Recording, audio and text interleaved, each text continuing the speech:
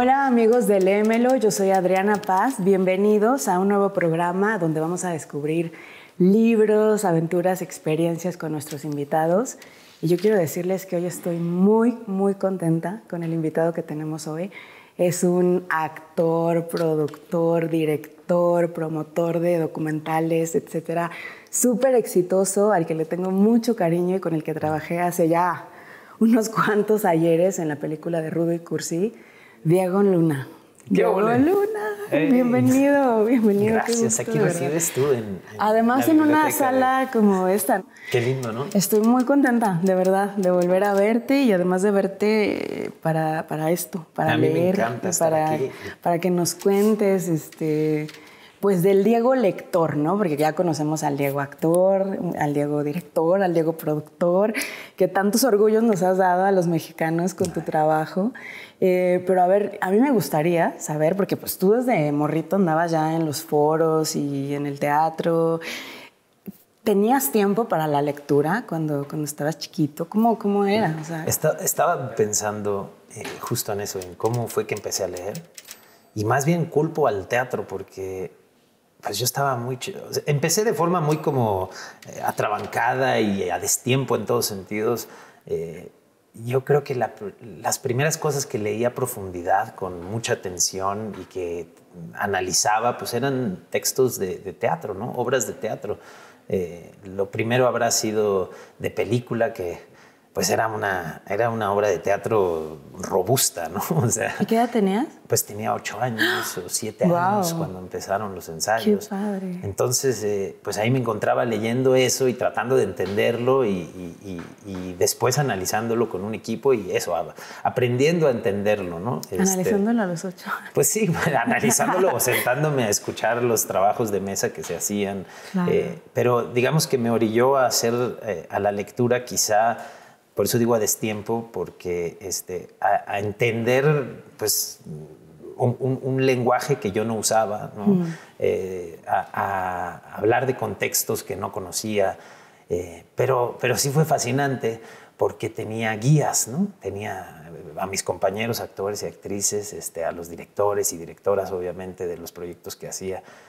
Pues eso, como que tenía un guía para entrarle y de pronto eso empezó a ser fascinante, ¿no? Porque además terminaba en algo, ¿no? Claro. La lectura además terminaba en la representación y ese proceso pues es muy bonito. Estaba pensando que la primera vez que le entré a una novela y que fue igual, fue Momo. Hicimos Los Ladrones del Tiempo, una obra de teatro que era una adaptación de Momo de Michael Ende que hizo Sabina Berman, me parece que escribió el texto. Y entonces pues leímos la novela, yo tendría 9 años, ¿no? Leímos la novela, que era apta para alguien de 9 años, pero después recuerdo haberla pues analizado y profundizado y llevado al teatro, ¿no? Y ese proceso fue muy lindo porque pues no te pasa normalmente cuando te llega un libro a las manos y menos a esa edad, ¿no?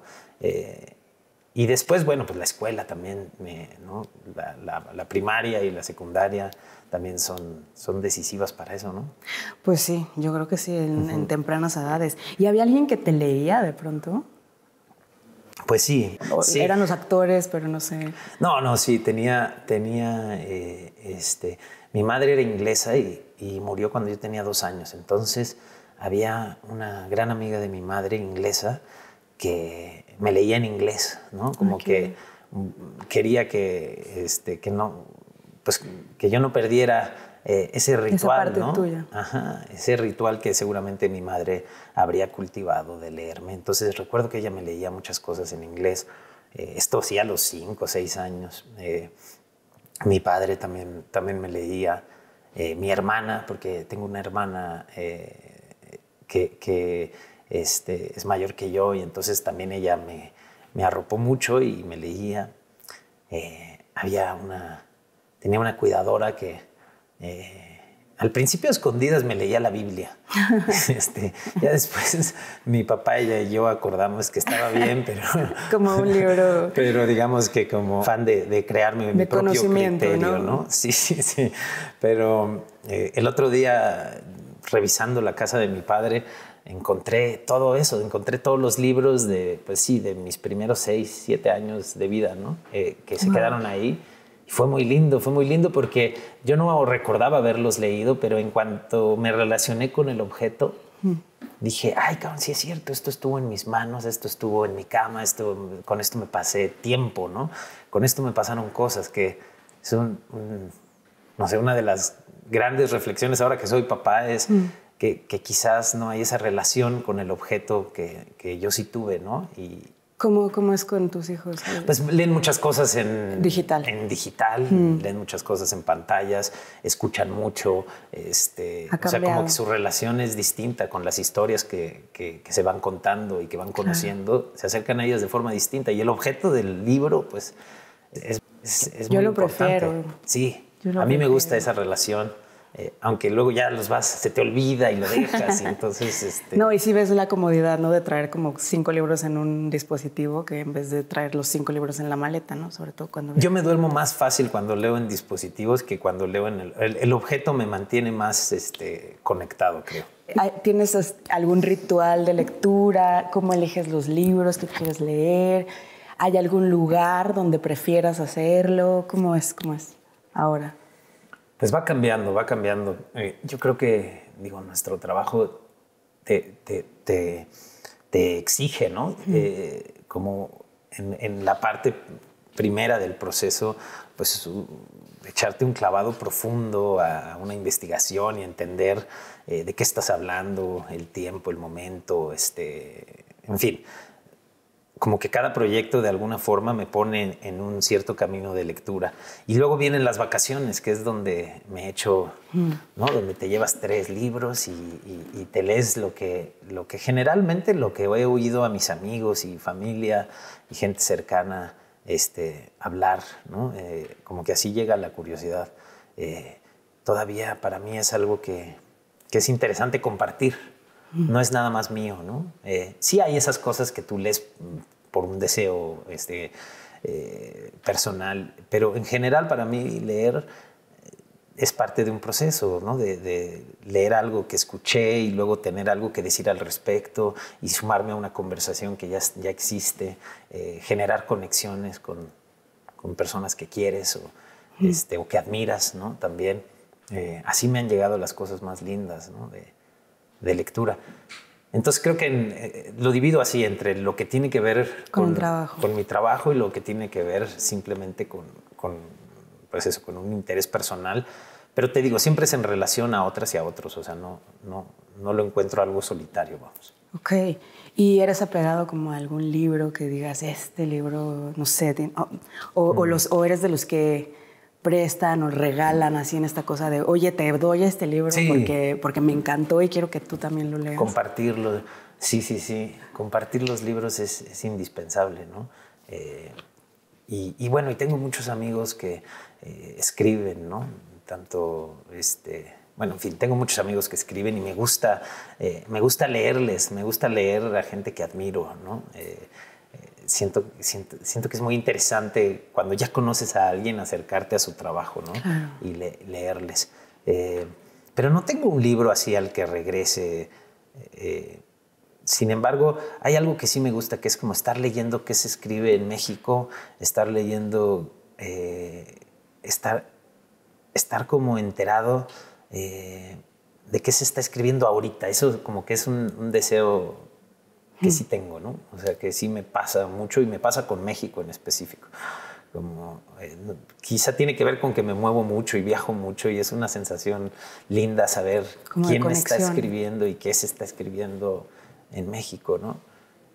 Gente de mi generación. Bueno, ya no. Antes podía decir que de mi generación. Ahora todos son más jóvenes, ¿no? Ay, sí, es cierto. Y entras a algún lugar y podría ser el papá de la mitad de las personas que están ahí. Es correcto. Sí.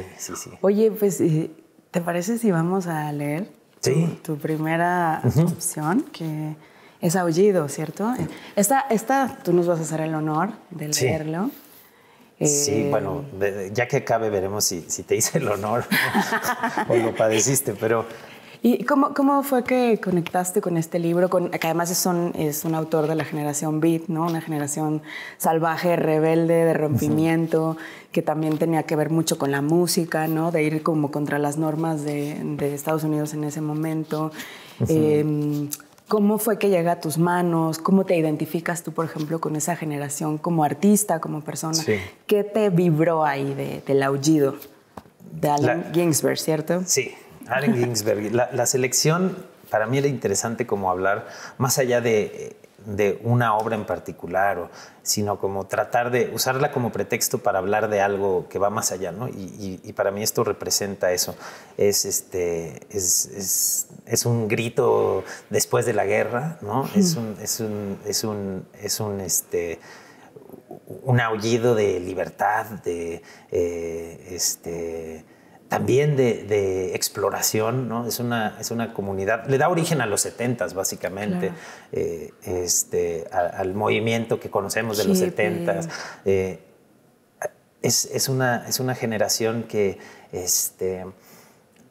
pues, que no busca reconocimiento, sino que busca espacio, que busca, pues eso, libertad, que tiene una conexión muy fuerte con México, ¿no? Esta en particular, esta obra, este poema, lo escribe y además se empieza a dar a conocer en lecturas, ¿no? Es muy teatral, tiene mucho de representación.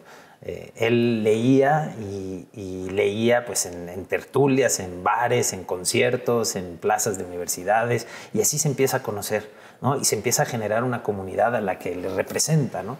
Y además es completamente autorreferencial, está hablando de su vida, está hablando de sus referentes, de su generación, de sus amigos, de la gente que admira, que ama, con la que vive, y pues eso es una celebración a esa comunidad, ¿no? Y te digo, tiene eso de representación que para mí siempre termina siendo muy atractivo, ¿no? Lo hice, de hecho, Sergio Zurita me invitó a hacer un espectáculo donde yo lo leía y Jaime López tocaba música. Jaime López compuso muchas rolas inspiradas en el poema, y entonces íbamos dialogando, yo entre leer y él tocaba en un escenario casi vacío. Y fue muy lindo, fue muy lindo. ¿Así fue como conociste el Pues ya lo conocía de digamos, en la prepa lo conocí, y de hecho conocí primero el trabajo de Kerouac y de ahí llegué a Ginsberg, pero fue muy lindo la lectura porque me di cuenta que es eso, es casi teatro y son imágenes muy fuertes, ¿no? Las que genera. Y después ya le saca fotocopias y lo distribuye, o sea, pero saca 50 fotocopias y las distribuye, y así se empieza a leer hasta que se lo editan. Y cuando se lo editan, lo censuran. Por un año lo censuran, y pues siempre que vienen esas campañas, ¿no?, conservadoras y tradicionalistas, pero también habla mucho más. Lo que hacen es hacer una campaña de publicidad fabulosa y generar un apetito y una curiosidad tremenda por saber qué es eso que nos estás generando ahorita. Exacto, el prohibicionismo ayudó a que esto después se volviera, pues eso, un referente una bomba. Esa generación y para esos años. Y ya, pues me lo voy a echar. Échatelo. Sí. Ya, aquí tenemos los dos. Voy a sacar los lentes. No, los necesito ya más grandes. Ahí va. Bueno, les voy a leer desde la dedicatoria porque es importante.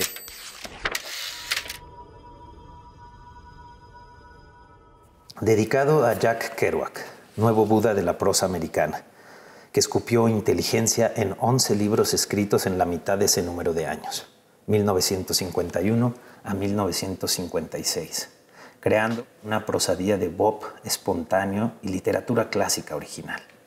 Varias frases y el título Aullido han sido tomadas de él. William Seward Burroughs, actor de Naked Lunch, una novela inacabable que volverá a todos locos. Neal Cassady, autor de The First Third, una autobiografía 1949 que iluminó a Buda. Todos estos libros están publicados en el cielo. Aullido, para Carl Solomon. Vi a las mejores mentes de mi generación destruidas por la locura, hambrientas, histéricas, desnudas, arrastrándose por las calles de los negros al amanecer en busca de un colérico pinchazo. Hipsters con cabezas de ángel ardiendo por la antigua conexión celestial con la estrellada dínamo de la maquinaria nocturna.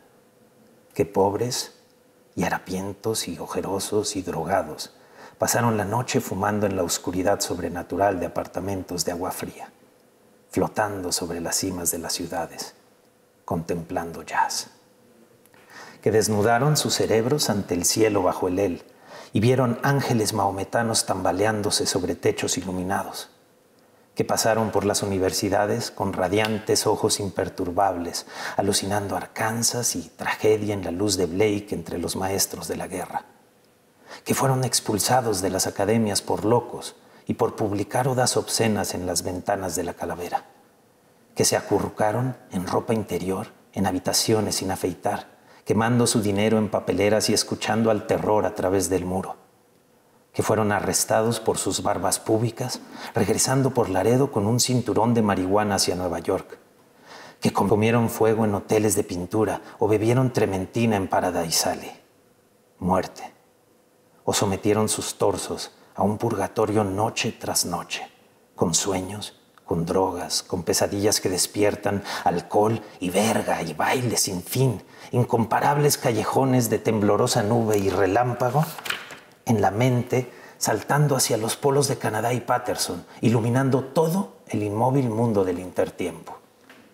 Realidades de salones de peyote, amaneceres de cementerio, de árbol verde en patio trasero, borrachera de vino sobre los tejados, barrio de escaparate de paseos drogados, luz de tráfico de neón parpadeante, vibraciones de sol, luna y árbol en los rugientes atardeceres invernales de Brooklyn, desvaríos de cenicero y bondadosa luz reina de la mente, que se encadenaron a los subterráneos para el interminable viaje desde Battery al Santo Bronx en Bencedrina, hasta que el ruido de ruedas y niños los hizo caer temblando con la boca desvencijada y golpeados yermos de cerebro completamente drenados de brillo bajo la lúgubre luz del zoológico.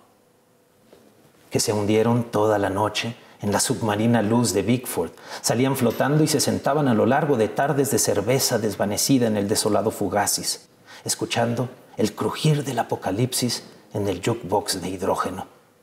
Que hablaron sin parar, por 70 horas, del parque, al departamento, al bar, a Bellevue, al museo, al puente de Brooklyn, un batallón perdido de conversadores platónicos saltando desde las barandas de salidas de incendio, desde ventanas, desde el Empire State, desde la luna, parloteando, gritando, vomitando, susurrando hechos y memorias y anécdotas y excitaciones del globo ocular y shocks de hospitales y cárceles y guerras, intelectos enteros que hablaron en recuerdo de todo por 7 días.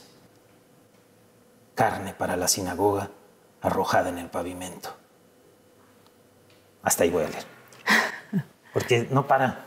No, porque no para. No para. Me lo estaba imaginando, ahora que comentaste que hiciste esta lectura con música, me lo estaba intentando imaginar cómo sería como este viaje y cómo fue también este encuentro de la música en ese momento, ¿no? Y como la ruptura y el ímpetu y como el trasfondo político y social ahí, ¿no? Y la juventud como queriendo salir de este... Cuestionar los valores estadounidenses y esta sensación como de unidad que no les representaba para nada, ¿no? Y es bien padre porque se pueden meter en YouTube a ver muchísimas lecturas, a escuchar audios de él leyendo, porque él como que puso, bueno, es que además iba cambiando como su forma de acercarse y de la representación que hacía. Hay veces que parece que estás en una misa y nada más va repitiendo. Hay veces como mantras, ¿no? Como mantras, pero hay veces que se pone súper pasional y empieza a leer como desde adentro y te das cuenta que cada imagen tiene que ver con algo que le pasó, ¿no? Y te lo imaginas. Y te digo, se vuelve muy, muy teatral. Y luego lo leyeron muchísimas personas más. Hay una de Patti Smith, padrísima. Ay, wow, Patti Smith. O sea, esas las encuentras Sí, en YouTube se pueden meter y van a ver muchísimas lecturas de ese poema. Y además este libro se lo dedicó a Carl, ¿cierto? Ajá. Carl Salomon, ¿cierto? Ajá. Hay toda una parte... Que conoció en un psiquiátrico. Cuéntanos así, como que sabes hay toda de una esa parte historia. hay toda una parte que es hacia él y habla sobre eso, sobre la reclusión en el psiquiátrico y sobre cómo se trataba la locura, ¿no? Y cómo un poco todos estos deseos y estas ganas como que tenían él y su banda como de llevar los límites al extremo, pues se tachaba como locura, ¿no? La búsqueda también se tachaba como locura. Las ganas de encontrarse en lo desconocido se tachaba como locura. Y hay mucha de esa reflexión. Es bien bonito y tiene muchas lecturas además. Y además es muy pertinente porque tiene lecturas que conectan con hoy. Que no envejecieron, ¿no? Si eso se lee hoy en Estados Unidos, con estas elecciones, pues tendrá un eco brutal, ¿no? ¿Y cómo es esto que dices como de la locura y cómo es fácil acallar las voces que cuestionan diciendo está loco, ¿no? Sí, así. Lo callo. Bueno, así ha funcionado también, ¿no? El patriarcado básicamente es, pues, a las mujeres locas, histéricas. Ya está. Esa frase además yo creo que es de las frases más famosas, ¿no? Vi las mejores mentes de mi generación destruidas por la locura. Eso. Esa frase pues, es poderosa. O sea, empezar así es poderosísimo, ¿no? Que ahora como en este contexto dices locos. Sí. O sea, ¿locos? Pues ¿o es más bien que dijeron que estaban locos? Cualquier gesto como de alguien que se atreve es tachado por locura, ¿no? Querer salir, querer transformar las cosas, querer cambiar las cosas es un acto de locura, ¿no? Pues sí, ¿no? Tantito. Pues, pero de una locura indispensable, innecesaria, claro. ¿No? Y bueno, aquí es interesante y el final es poderosísimo también. En fin, léanlo. Léanlo, escúchenlo, hagan ambas. No, eso está increíble, o sea, así es como, yo no lo he leído, la verdad, entonces una gran recomendación, sí. Que como tú bien dices, no envejece, o sea, estamos en un momento en el que lo leemos y parecería que lo escribieron ayer, ¿no? Sí, y además es una buena forma de entrarle a la generación Beat, porque hay muchísimas cosas, hay películas, hay una película de Walter Salles también, obviamente está el libro famoso de Kerouac, pero hay muchas cosas que leer y que ver de ese momento. Te digo porque se habla mucho como de lo que significan los 70s, pero los 70s no se entienden sin la generación el predecesor. Pues Diego, vamos a hacer un corte porque lo tenemos que hacer, pero vamos a continuar, no se vayan, los esperamos al regreso de este corte porque tenemos todavía 2 lecturas más súper interesantes para poder conocer a Diego desde otro lugar a través de la lectura, así que ahorita regresamos.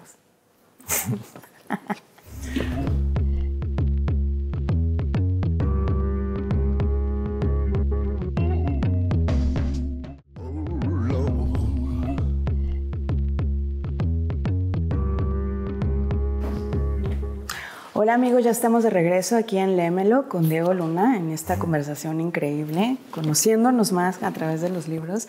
Y ahora yo te quiero preguntar algo. Los libros y tu relación, y tu trabajo como actor o como productor o como director, ¿hay algún libro o algunos libros que tú hayas usado como para preparar un personaje o para empaparte más en un proyecto en el que vas a hacer? Sí, sin duda.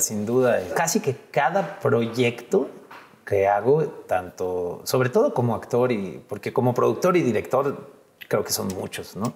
Pero como actor como que hay un libro al que te acercas y que te acompaña durante ese proceso, ¿no? A veces es algo obvio, ¿no? Porque estás haciendo una historia de un momento histórico o de un personaje ¿no? que existió, pero a veces no, a veces es más una cuestión emocional o de un universo o de algo que te despierta un libro que de repente conecta con el personaje y con la historia que estás contando.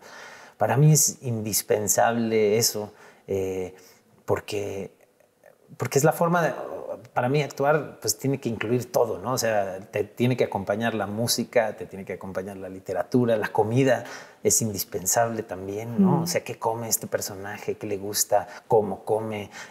Cómo baila, y por eso la música ayuda como a entrarle al personaje, ¿no? Y es un recurso muy útil cuando de pronto, pues sí, estás filmando y tienes que en un segundo activar y que suceda la cosa. La música me mete ahí. Y la literatura también te acompaña en la espera, ¿no? Porque sobre todo en el cine, hacer cine conlleva una espera larga. O sea, que si eres de los que leen durante los rodajes, llevas... O sea, no solo preparas antes con tu libro, sino durante el rodaje siempre traes un librito. Ajá, y te tiene que acompañar algo. Y tiene que ser una lectura que te permita entrarle a la ficción en la que estás, ¿no? No puede ser una lectura... Digo, porque hay veces que, no sé, agarras un libro y dices, oye, yo no quiero ir a esa ficción, esta está mejor, ¿no? Entonces tiene que ser algo que se lleve bien, pero siempre hay libros que significan para mí un proceso específico, ¿no? El proyecto que hice, estoy tratando de pensar. Yo estaba pensando en Chávez, por ejemplo. ¿Cuál fue tu documentación con ese proyecto? Que, por ejemplo, en Chávez, pues al revés, o sea, sí había mucho que conocer de la cultura mexicoamericana, que además son los cimientos del conflicto que se vive hoy. Pero ahí sí me clavé en muchos textos sobre Chávez y sobre la lucha, la lucha de los campesinos en California específica, ¿no? Y también la historia del teatro, ¿no? Del teatro que acompañaba. El teatro era compañero del movimiento, y era una herramienta para informar, claro, ¿no? Se usaba mucho el teatro para contar,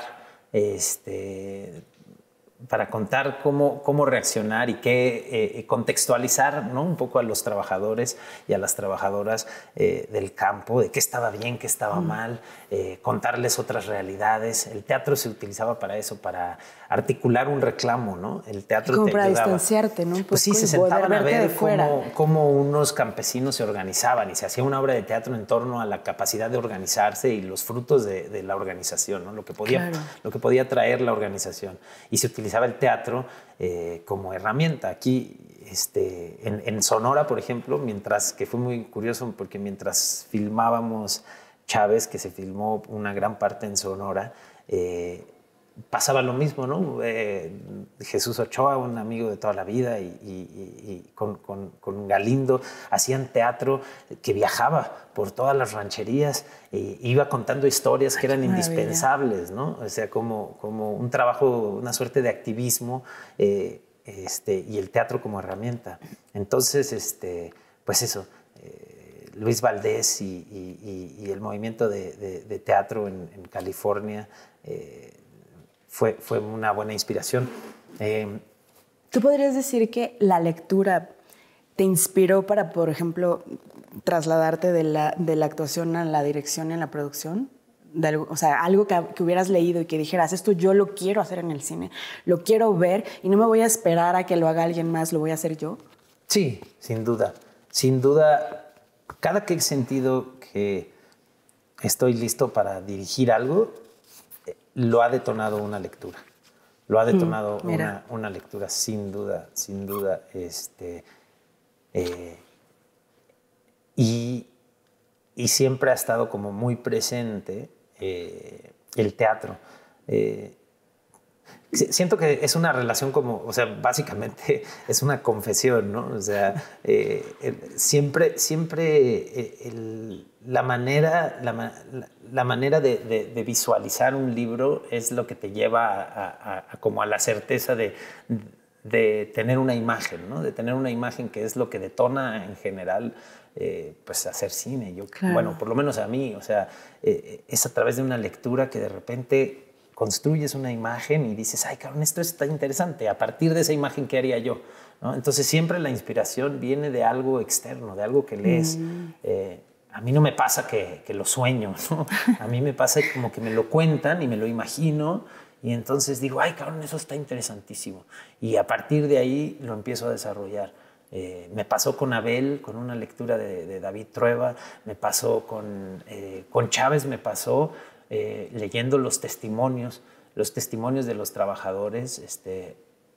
No recuerdo el libro, pero hay un libro donde hay muchos testimonios de lo que significó entender que si se juntaban tenían una poder. Fuerza, ¿no? Tenían una fuerza y la oportunidad de cambiar las cosas.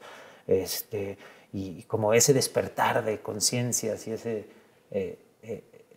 esa historia tan bonita del poder de la comunidad, pues sí, también me vino de lecturas, ¿no? Qué padre. Y creo que es así, Por eso me tardo tanto en dirigir, porque pues... Hasta que encuentras algo que digas. Pues sí, y después es un proceso largo, porque de ahí es solo una idea, ¿no? En abstracto.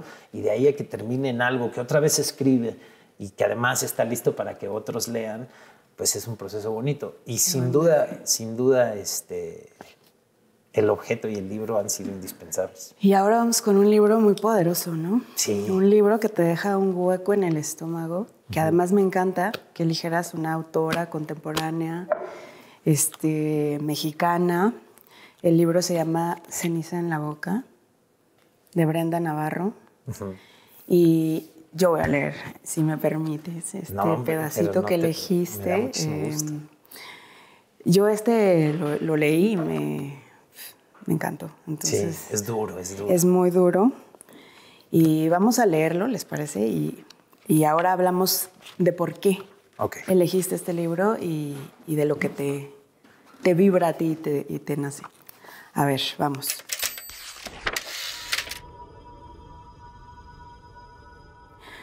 Cuando Diego era pequeño, entre mi abuela y yo le tejimos una cobija de colores. Diego quería llevársela en el avión a Madrid, pero le tuvimos que explicar que no se podía. Insistió que tendría frío. Le conté que en los aviones nos prestaban cobijas. Lo dejé sin argumentos. Quedamos que nos la llevaríamos cuando regresáramos a México a visitar a los abuelos. Cuando llegué a casa de mi abuela con las cenizas de Diego en una bolsa de plástico, ahí estaba la cobija, en su cuarto, como la última vez que dormimos ahí. Incluso tenía los alfileres para sostener unas fotografías que le íbamos a poner encima, planchadas o algo así.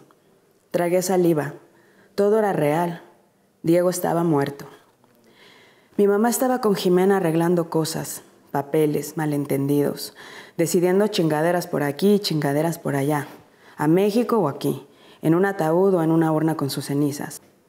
¿Cómo? ¿Qué papeles faltan? ¿Qué papeles sobran? Y yo, mientras tanto, estaba en el cuarto de Diego como buscando su olor. Todo quieto, intacto, sucio, la mesa manchada, la cabecera polvorosa, los calcetines tirados en el cesto de la ropa y el armario desacomodado, como si mi hermano fuera a llegar y se tuviera que quitar la camiseta y ponerse otra. Así de dispuesta estaba la ropa. Yo entendía a Diego. Desde que llegamos a España estábamos como amputados, pero sin diagnóstico. Como que nos faltaba algo, pero todos lo negaban. ¿Faltarnos algo? Al contrario, si lo habíamos conseguido todo. Casa, papeles, mamá. ¿Qué nos podían amputar? Pues México, pensaba yo. Nos amputan México. Pero México no como país, sino como lo que dicen que es saudade. Te da saudade, te enfermas, te mueres un poco. ¿Cómo no iba a entender a Diego? ¿Qué es lo que más te encabrona de vivir aquí?, le pregunté una vez. Que ya no puedo bailar, me dijo un día. Ya no bailamos, y era verdad, ya no bailábamos. Ya no había casa de los abuelos, ni lugar para poner música a todo volumen, ni comida caliente, ya no había infancia. Habíamos dejado de ser. Y aunque habíamos buscado repetir los escenarios, la música, los momentos, ya no éramos lo que éramos. No nos habían enseñado a crecer. Diego era como un contrabajo viejo, inoportuno, ruidoso, estorboso que yo no sabía cuidar. La torpe, la aprendiz, la que no pudo sostenerlo. Así me sentía, reprobada de la música y de la vida. A veces siento que más que una mamá tenemos una hija, que somos nosotros los que la tenemos que cuidar, me decía Diego cada que mi mamá llegaba de trabajar fastidiada, enojada y gritándonos por todo. ¿Y qué tiene, Diego? ¿Qué tiene?, le contestaba yo. Ella también ha sufrido, ella también está sola. ¿Y qué tiene?, me replicó. Que si no va a ser mi mamá, al menos que no sea una carga. Le chasqueé la boca, pero tenía razón. Al menos en esos momentos pensaba que tenía razón. Jimena me pidió que fuera a México a dejar las cenizas de Diego. Me lo dijo mientras estábamos sentadas en la cama de mi hermano. ¿Lo van a incinerar?, pregunté, volviendo a la realidad. Sí, contestó Jimena. ¿Y por qué no va mi mamá? Porque tu mamá no está para viajes. Es imposible que se levante, no quiere ni ir a cagar. Está deshecha, cariña. Pues yo también estoy deshecha, contesté para que no me amputaran mi dolor. No esta vez. Tu mamá ahora es una carga, es un bulto que entorpece todo. Ayúdame, me pidió Jimena. Y agarré el teléfono de Diego y me lo puse en el pecho, aferrándome a no sé qué cosa. Mi mamá siempre es una carga, dije. Y Jimena no dijo nada, no me desmintió. Un día antes de irme a México me quedé a dormir en la recámara de Diego, escuchando su música, hurgando en su teléfono. Así me amaneció. No tenía mucho, pocas fotos, pocos mensajes. Lo dejó todo limpio. Ya no tenía la foto de Marina y su otro amigo en sus salvapantallas. Limpió todo, correo, aplicaciones, todo. Quizá pensó que nadie lo iba a hacer por él. No nos esperó. Diego no dejó que pudiera darnos ni una pista, una carta, una despedida, ni un mensaje. Nos ahorró el trabajo de querer encontrar la verdad. Nadie nos la iba a decir. Una de las pocas veces que me habló de Barcelona me preguntó si yo haría una lista de personas a las que deberíamos agradecer cosas. Yo no lo pensé mucho. ¿A mis abuelos?, contesté. No, aquí en España. ¿A Jimena? ¿A tus amigos? ¿Qué es lo que quieres agradecer, Diego? Y se quedó en silencio hasta que después dijo, exacto, no hay nada que agradecer. ¿A mi mamá?, insistí. Sí, a mi mamá. Ay, perdón. Los Kleenex voy a sacar. A ver, Diego, dinos tú ya, por favor, porque... Ay, no, pues me hubiera gustado que me leyeras el libro completo. Es un libro Sí. que te deja un hueco en el estómago. Ella escribió antes Casas Vacías. Casas También Vacías. Es durísimo. Ella es una muy buena escritora, joven, pero con una, con una profundidad, como con una sensación de todo lo que, o sea, conforme vas avanzando, cada página va adquiriendo un peso, ¿no? No sé, a mí me llegó en un tiempo que eso pasa con la lectura, ¿no? O sea, independientemente de que hay libros que uno puede reconocer y decir, esto está increíble, es que te llegan en un momento, ¿no? Te llegan en un momento, obviamente por la lectura y porque así empieza, no se lo estaremos echando a perder a nadie. Muy pronto te das cuenta de eso. Habla de un suicidio de un adolescente. Yo tengo hijos adolescentes y pues obviamente eso así retumbó profundo, ¿no? Habla también de la migración, ¿no? Habla de la migración además de una forma interesante, no la migración a la que estamos tan acostumbrados al norte, sino una migración a España, una migración además que viene de un abandono, ¿no? Primero la madre abandona. Mi madre murió cuando yo tenía 2 años, entonces la idea del abandono de la madre también me traía hecho pomada. O sea, es un libro que a mí, pues así como te acaba de pasar a ti, me traía muy afectado de inicio a fin. Y ella tiene una capacidad de envolverte, ¿no? Con sus palabras, Sí. con el ritmo que tiene. Me encanta el libro, me encanta su trabajo y creo que además es emocionante saber que vendrá mucho más de ella, ¿no? Y que además, por lo que nos comentabas antes, que ahora lo entiendo leyéndolo y creo que todos los que te hemos escuchado, que eso pues te retumbó para llevarlo al cine, ¿cierto? Pues sí, estamos tratando explorando, digamos, cómo contar esa historia en cine, ¿no? Siempre pasa que es imposible ser justos, ¿no? Digamos, el cine y la literatura son cosas distintas, ¿no? Y se pueden permitir cosas distintas y pueden ser experiencias increíbles, pero es muy difícil ponernos a comparar Claro. o tratar de que una película te cuente lo que te contó un libro, porque un libro tiene que ver con tus imágenes, ¿no? Con las que tú te creas, y eso, no hay nada como eso, no hay nada como leer, ¿no? A mí me encanta hacer cine, me encanta ver cine, pero no hay nada como leer, porque leer es un viaje introspectivo profundo que es único en la lectura de cada quien, ¿no? O sea, no hay manera de que tú y yo leamos el mismo libro. No. Y con las películas es distinto. Pero sí, bueno, estamos trabajando en una adaptación ¿Y estás para hablando cine. con ella para Sí, esto? sí. O sea, ¿te Bueno, gustaría hacer ese trabajo junto con ella?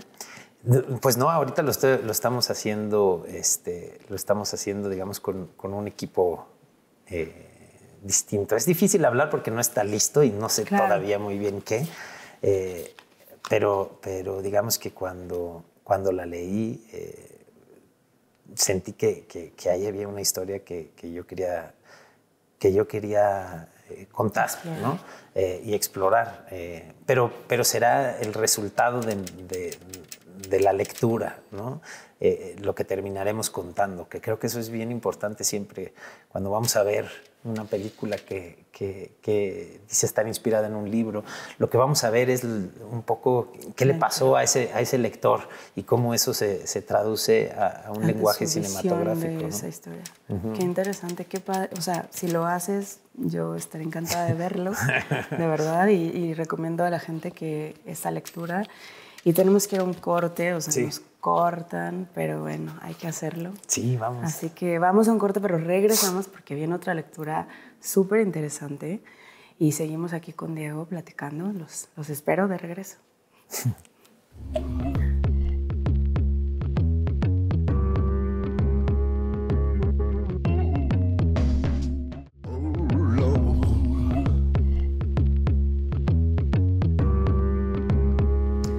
Hola amigos, ya estamos de regreso aquí en esta conversación con Diego Luna. Vamos a escuchar su tercera lectura, la tercera lectura que él eligió. Elegiste libros diversos, pero todos tienen como algo en común también, ¿no? Pues Este sí. libro se llama Rabia y son crónicas periodísticas, Sí. ¿cierto? Son varios autores. Sí, digamos que dos periodistas se dan a la tarea de escoger, creo que son 8 crónicas, me parece. Creo que 8, sí. sí, creo Son que sí. 8 crónicas de distintos periodistas en América Latina y como para hablar un poco, pues sí, de esas cuentas pendientes que América Latina tiene, también esas voces y esas plumas que se dedican a no solo a contar una realidad que requiere atención, sino a profundizar en esa labor, ¿no? O sea, yo lo que quería y por lo que escogí ese libro es para hablar del periodismo que va profundo, que te exige sentarte, leer, darte un tiempo para entender desde lo íntimo casi, desde lo personal, una realidad que tiene mucho que ver contigo, ¿no? O sea, digamos que cuando lees ese libro te das cuenta de estas similitudes, ecos que se encuentran en América Latina, estas distintas luchas por justicia, esta condición de impunidad que se comparte de alguna forma en la región, estas grandes luchas también que logran cosas, ¿no? Y que de repente son ejemplo para otros y para otras. Y como esperanza, ¿no? En otros lugares. Hay una increíble sobre Argentina y la lucha por los derechos de las mujeres y la interrupción del embarazo. Y es alucinante de leer porque es eso, es como una historia que necesita generar eco para que muchas otras luchas entiendan que hay formas, que hay vías, que hay esperanza, ¿no? En fin, a mí el periodismo me parece que es algo que tenemos que celebrar, ¿no? Es una herramienta indispensable para conocernos, para entendernos, y el periodismo que profundiza eso y que te exige también un tiempo de reflexión es indispensable, ¿no? Hoy todo vive en la inmediatez y en la frase rápida, en el juicio certero y casi que es más importante que llegue antes a que llegue bien fundamentado, bien fundamentado, complejo y bien articulado, ¿no? Entonces, pues ese libro me parece importante. Y me parece importante hablar como, sí, del periodismo literario, ¿no? En general, como que es a través de repente de muchas lecturas que te acaban cayendo los 20s, que de verdad te hacen transformar la forma en la que miras una realidad o en la que vives la propia, ¿no? Claro. Y además es bien bonito cuando la gente que hace periodismo se pone ahí, ¿no? También, porque la voz se vuelve muy importante en este periodismo, en el periodismo de investigación profunda, pues habla profundamente de un ser. Y luego se nos olvida eso, que hay un autor detrás de lo que estamos leyendo, ¿no? Detrás de la noticia claro, que te se llega. vuelven como hechos y cosas sí, así. O sea, como que nos vamos muy fácil a los números, a las estadísticas, pero cuando ves una investigación profunda, cuando ves una crónica donde el autor se pone ahí, de pronto es más fácil empatizar, porque se humaniza todo, ¿no? No, y la valentía que tienen Además, todos ellos de rifarse la vida, literalmente, sí, para poder hablar de estas cosas que son importantes, que todos escuchamos, ¿no? Es activismo, ¿no? Es activismo en el fondo, porque si hay un interés de transformar, si hay un interés de intervenir una realidad, ¿no? Hay una preocupación genuina que les hace seguir, ¿no? Y reconocer eso, reconocer el esfuerzo y la labor y la persona que está detrás de lo que lees, ¿no? Claro. Vamos a leer. Sí. A ver. Elegiste a Carlos Manuel Álvarez, ¿cierto? Sí, gran escritor, periodista cubano. Sí. A ver, vamos.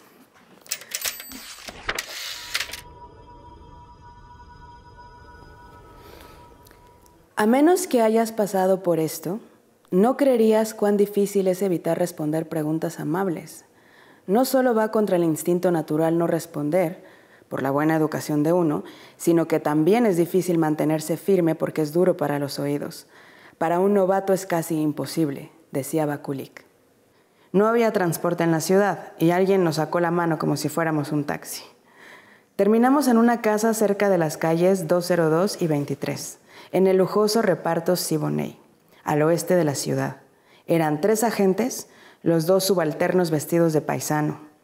El jefe se hacía llamar Saucedo, mulato fuerte que rondaba los 50. Me brindaron queso, jamón, chorizo, jugo de mango, que venía en una caja de limón, y almuerzo. No acepté nada, solo agua. Fui a orinar varias veces, porque el aire acondicionado y el agua hacen que orine mucho. Me preguntaron sobre la revista que dirigía y los fondos de organizaciones internacionales que la subvencionaban. Dijeron que yo era inteligente, pero que me hacía el bobo. Me llamaron mentiroso muchas veces y afirmaron otras tantas que el gobierno de Estados Unidos me financiaba. No creían que había llegado a San Isidro por solidaridad. Seguían convencidos de que alguien me mandaba, de que obedecía órdenes de agentes extranjeros para lo que ellos llamaban la subversión. Uno me dijo que él no tenía amigos irreverentes.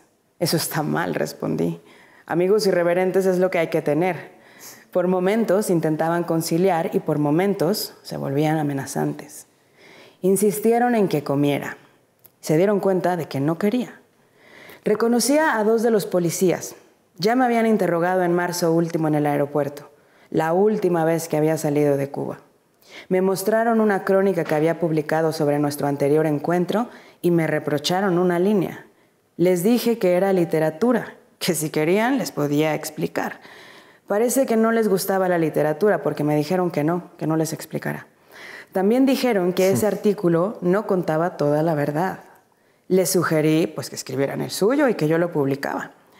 Dijeron que iban a pensarlo. Me preguntaron por mis libros y por mis planes futuros. No tenía la menor idea de lo que eso significaba.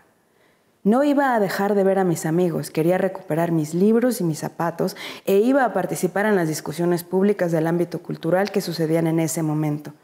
me recordaron cuál era el límite. Dentro de la revolución todo, contra la revolución nada. Una frase de Fidel Castro. Nefasta, apunté. Y ahí empezaron con consignas. Dijeron de nuevo revolución y les dije que no era revolución, que era dictadura. Se molestaban cuando les disputaba el lenguaje, como si alguien los estuviera oyendo y no pudieran no salir al paso, so pena de castigo. Ortopedia para la escoliosis de la neolengua. Si ellos me preguntaban si iba a cometer algún tipo de acción contrarrevolucionaria, estoy usando exactamente su sintaxis, yo decía que no, desde luego, ¿a quién se le ocurriría semejante cosa? Les expliqué porque técnicamente lo que había en Cuba no era una revolución, pero ellos me dijeron que era una revolución, viva, victoriosa, digna, fuerte, ni tantico así, y no se hablaba más. No se sabe qué es dentro o fuera de la revolución, les dije. Así que al final ustedes siguen controlando nuestros cuerpos y actos a discreción. Ahí entendían, por mi tono, el desacato manifiesto a sus normas semánticas. Intentaban entonces contrarrestar, pero aquello se convertía de inmediato en un batiburrillo de malentendidos que terminaban por agotar a ambas partes, hasta que pasábamos a otros temas de su interés.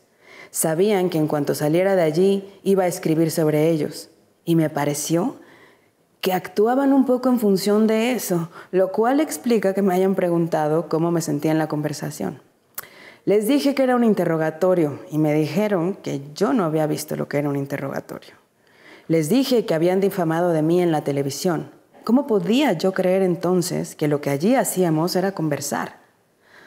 Ahora cuando escribas tu nota, pon tal cosa, replicaron. Pero no puse nada, porque no era el mecanógrafo de la policía política. Entendí que una taza de café probablemente no había hecho más que describirme en situación, en vez de prepararme para plantear algún tipo de defensa más o menos novedosa. Aunque sea ridículo el mero hecho de suponer una idea así. Quiero creer que fui irónico, esquivo, desganado. Comprendí lo que significaba. En el texto de Bakulik, duro para los oídos, aunque creo haberme mantenido en una zona parca, algo tuve que decir. Me preguntaron de nuevo qué me había parecido el trato. Yo les dije que me sentía mal.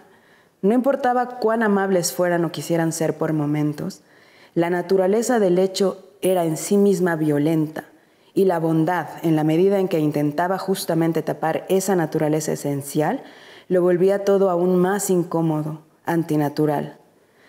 Así se siente cuando el poder que te quiere mal te trata bien, pensé. Me propusieron tomarnos un café más adelante. Siempre intentaban captarte y eso asustaba. Les dije que solo a través del interrogatorio podrían ellos hablar conmigo. Pero bueno, dijeron, tú has visto que no te hemos golpeado, que no te hemos dañado. Me eché a reír. Eso no es un mérito, les dije. No lo es. Me gusta ese pedacito que leíste, porque justo habla de eso, de la importancia de entender que el periodismo ese profundo, la crónica, la voz, el que se pone ahí es solo una perspectiva, ¿no? Y digamos que nosotros como ciudadanos tenemos derecho a tener acceso a todas las perspectivas, a varias, a muchas. Mientras más podremos enriquecer el punto de vista propio, ¿no? Entonces, ese debate es muy lindo porque él lo que está diciendo es, seguramente esto no es completamente cierto y te conmino a que tú escribas tu lado de la historia, ¿no? Pero no a que dejemos de escribir o a que digamos que solo hay un lado en la historia, ¿no? Y eso pues, me parece chingón porque se nos olvida, o sea, como que tendemos a creer que hay una verdad, que hay una manera de contarla, ¿no? Y no, lo que nos enriquece es justo eso, los distintos ángulos, los matices, ¿no? Y además que es Cuba y podría ser cualquier lugar en Latinoamérica o en y es alguien que llega a cuestionar algo y además, bueno, ya lo tienen que leer. Es muy interesante lo que pasa en San Isidro y lo que significó eso, que básicamente son una comunidad artística haciendo una protesta que tiene un impacto profundo hacia adentro, ¿no? Y hacia afuera, porque voces como la de él importan tanto dentro como fuera de Cuba, ¿no? Él tiene un libro que se llama La Tribu, Relatos de Cuba, algo así se llama. Búsquenlo, La Tribu, vale mucho la pena. La Tribu. Ajá, Justamente luego vamos a ir con recomendaciones de tu parte. Bueno. Pero ahora también platícanos como de la peli que acabas de producir, que tiene que ver como con esto, con el trabajo periodístico, sí. ¿no? Hicimos un documental que se llama Estado de Silencio y que lo que trata es el periodismo, el estado actual en nuestro país, ¿no? Y cómo es que ejercen la comunidad periodística, cómo es que ejerce y cómo es distinto la violencia, la censura, pues las condiciones en las que se ejerce el periodismo en este país. No es una historia. Y el documental lo que hace es sigue a 4 periodistas que viven una amenaza y que siguen haciendo su trabajo y qué pasa. Pero el documental lo que busca es hablar una vez más de la intimidad, de la vida de ellos, de cómo eso se afecta, ¿no? Cómo ejercer el periodismo en México es profundamente injusto, ¿no? Las herramientas y las libertades de los periodistas están en riesgo, ¿no? Vivimos en un país muy violento para ejercer el periodismo, de los más violentos del mundo, donde además los niveles de impunidad son brutales, ¿no? Las injusticias se cometen porque se puede. No hay una protección, claro. La justicia no existe, ¿no? Y eso es muy, muy peligroso. Pero bueno, y además el periodismo es un ejemplo de algo que se vive en este país en muchos niveles, ¿no? Solo que es muy importante hablar de esto porque el periodismo es quien nos cuenta esas historias. Claro. ¿No? El periodismo es quien nos cuenta todas esas historias de injusticia a las que tendríamos que tener acceso para reaccionar como ciudadanía, para estar ahí. Entonces, cuando se silencia una voz en el periodismo, lo que se hace es silenciar muchas realidades, ¿no? Cuando un periodista deja de hacer su trabajo, deja de contarte muchísimas historias. Entonces no es solo una voz, el silencio de pronto es el silencio de una comunidad, de muchas... Son representantes, ¿no? De eso, y son las realidades que no nos muestran. Son amplificadores de muchas otras voces y de muchas otras realidades. Además, pero además de eso son seres humanos, tienen hijos, hijas, familia, sueños, pareja, ¿me entiendes? Claro. Es como... entonces es recordarnos eso también, porque de pronto ya con estos niveles que vivimos en este país... De indiferencia, ¿no? Pues se vuelven estadística y números, ¿no? Y no se puede quedar ahí, ¿no? Entonces el documental intenta eso, además de forma, yo creo, esperanzadora, pues recordarnos a los ciudadanos que el gremio periodístico sigue haciendo su trabajo, sigue ahí, sigue buscando las historias y tratando de contárnoslas, ¿no? Entonces, nos corresponde a los ciudadanos salir al encuentro. Y a propósito de eso, a mí me gustaría entonces que nos recomendaras como lecturas como esta de Rabia, lecturas periodísticas que nos permitan justamente escuchar esas voces, entender y conocer y visibilizar esas otras realidades que están ahí, pero que igual nosotros en nuestro mundo pues no nos enteramos o no nos queremos enterar, ¿no? Es un llamado que hace Marcos, uno de los periodistas. Él dice, a ver si logro decirlo, pero él dice, basta de dividir a la prensa entre la nacional y la local, ¿no? No existe tal diferencia. Si tú quieres enterarte qué está pasando en el norte, hay gente que vive en el norte y que está contando esa realidad.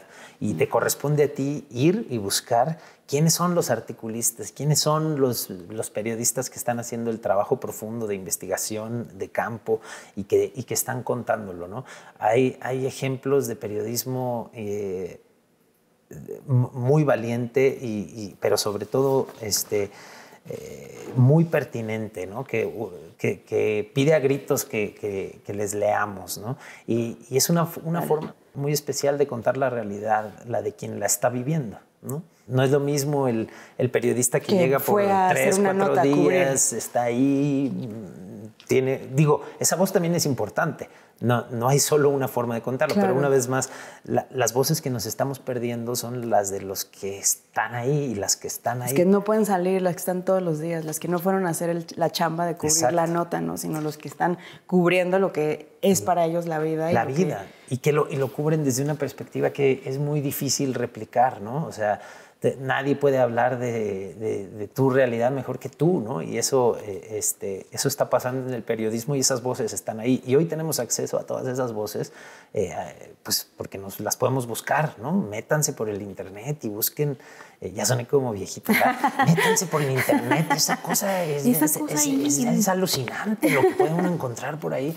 No, pero sí, de verdad hay que usar esas herramientas para encontrar esas voces. Claro, ya no hay pretexto, ¿no? Como de tú quieres saber, busca, ¿no? Ya no es como de, ay, tengo que ir a la biblioteca. Sí, y ahí están además, o no necesitas que el medio nacional se fije en una problemática y entonces le dé un espacio. No, ahorita las historias de nuestro país, que además pues es un país riquísimo, vastísimo, y su complejidad también es igual de vasta, ¿no? Entonces, pues hay que informarnos, porque luego tendemos a ya no querer escuchar historias que no tengan que ver con el inmediato, y es importante entender pues qué está pasando al sur, qué está pasando al norte.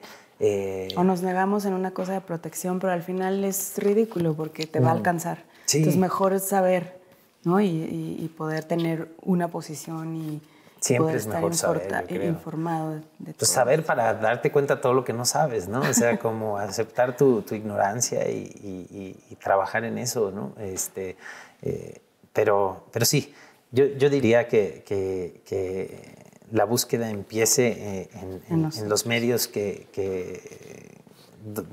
trabajan en el lugar, ¿no? Y voy a pensar unas recomendaciones. Eso, por favor. Se las paso y las ponemos aquí abajo, ¿no? ¿Así se puede? ¿Se puede eso? Sí, se puede. Porque no vengo preparado, pero sí me encantaría, por ejemplo, recomendarles varias publicaciones de periodismo que se hace en nuestro país, que vale la pena celebrar y atender. Lo hago y ¿sí? Vale. No, estaría genial. O sea, yo encantada, y aquí también, ¿verdad? Sí. Por supuesto. Vale. Diego, ¿y ahorita qué estás leyendo? A ver, cuéntanos. No estaba preparado. No estaba preparado, pero no tengo nada más que decir. Se llama La Virgen Cabeza. A ver, ¿la podemos mostrar? Nada más que qué linda portada. Una de las personas a las que más le confío que debo leer se llama Diego Rabasa, un muy buen amigo que quiero mucho, y me recomendó esta. Gabriela Cabezón Cámara. De Buenos Aires. Y acabo de empezar. Y acabando esta entrevista, me voy a ir a seguirle dando. Así, recomendación y... Pues sobre todo es más bien lo que quiero decir, y por lo que quería sí hacer la recomendación, es porque más bien quería hablar de la importancia de tener amigos y amigas en las que confías, ¿no? Que confías en su gusto, que conectas en ese sentido. Esas relaciones, esas conexiones son importantes en la vida. Sí. Si lo piensas, son relaciones importantes. ¿A quién le crees una recomendación de un libro? Es verdad. ¿No? Porque hay muchas relaciones que dirías... Sí, o sea, jamás nos echamos otro dominó, vamos a cenar juntos, pero no voy a leer lo que estás leyendo, ¿no? O sea, eso sí te ha pasado, así que te ponen el libro al lado y dices, ¿cómo se llama para no caer? Pero hay gente a la que siempre le crees, ¿no? Y que siempre además tiene tino y que cuando leen están también pensando en eso, ¿no? O sea, o cuando están reflexionando qué leyeron, lo van acomodando, y que te llegan y te dicen, oye, léete esto, ¿no? Esas relaciones son importantes y muy valiosas. No, estaba pensando justo en las personas así que tengo cerca, y son personas importantes. O sea, no sé, va como...